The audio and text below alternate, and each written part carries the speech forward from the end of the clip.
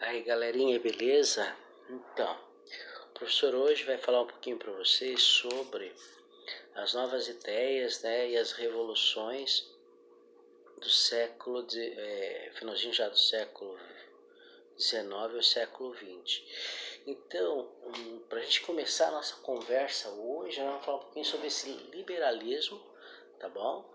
O liberalismo ele é social, político, né, religioso, artístico e econômico. Uma coisa importante é entender que a base de todo esse processo está a liberdade, né? Então a gente vai tentar entender um pouco, porque nesse momento entra muito na questão da filosofia, né?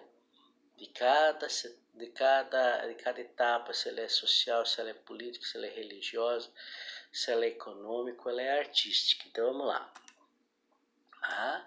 Então, quando nós falamos sobre essa liberdade política, nós estamos falando também de uma Constituição, né, na Carta, né, uma separação, aonde que fala sobre os poderes. Os poderes, quando nós falamos numa república, numa democracia, nós estamos falando de três grandes poderes, né? Legislativo, judiciário e o executivo. E aí essa liberdade dessa política, da expressão, da legitimidade, a importância da representação do cidadão junto com a Constituição ou junto até mesmo no parlamento, isso é muito importante dentro desse processo, né? Uma coisa importante também entender que e a liberdade social. A liberdade social é a defesa dos direitos naturais do cidadão, né? A liberdade, a igualdade e a fraternidade. Não podemos esquecer que essas ideias são ideias que vêm lá da Revolução Francesa, né? Da segurança, da propriedade. O governo investe nessas questões, na educação e tudo mais, né? O importante é sempre entender esses processos. Por exemplo, qual é a obrigação de um bom governo? Está numa tríplice onde que é a educação, a saúde, a moradia, né? A gente percebe muito isso, tá bom? A liberdade religiosa já é uma questão, muitas vezes, o Brasil é um país laico, né? Que tem essa liberdade religiosa, não há uma imposição, certo? Não é algo que tem que ser feito, você só segue aquela religião e pronto. Então nós temos hoje, vamos falar um pouquinho do Brasil, desde o cristianismo, o budismo, o muçulmano, né, o islamismo e assim por diante. Tem várias, essa liberdade que nós conquistamos, né, que nos assegura que somos um país livre na situação, né? Então, essas questões também dos registros civis tanto para nascimento, casamento, os óbitos, né? Então nós temos todo esse processo também. Então, essas são informações mais técnicas, mas elas fazem parte para a gente poder entender até um pouquinho mais tarde bem sobre o que é um capitalismo, o que é um socialismo, né? Dentro dessa liberdade houve a criação de hospitais, escolas públicas, né? Nós vamos ver todo esse processo também com as caridades, que a gente vê muito sobre isso, né? E aí nós temos o livre, né? Aí nós temos a iniciativa privada, a lei da oferta e da procura. Nós estamos falando já da liberdade econômica. Olha só que interessante. Então, hoje você pode encontrar um produto com vários preços. Não há um monopólio, não há uma regra para aquele produto, já que há essa liberdade, né, da iniciativa privada principalmente.